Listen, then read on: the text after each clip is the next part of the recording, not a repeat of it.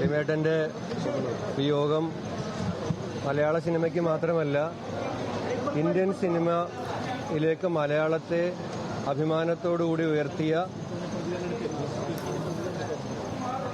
മഹാനടനാണ് സലിമേട്ടൻ. അദ്ദേഹത്തിന് അതുകൊണ്ട് തന്നെ സംസ്ഥാന സർക്കാർ എല്ലാ ഔദ്യോഗിക ബഹുമതികളോടും കൂടിയിട്ടുള്ള സംസ്കാരം നൽകാനാണ് ബഹുമാനപ്പെട്ട മുഖ്യമന്ത്രിയുടെ നിർദ്ദേശപ്രകാരം തീരുമാനിച്ചിട്ടുള്ളത്.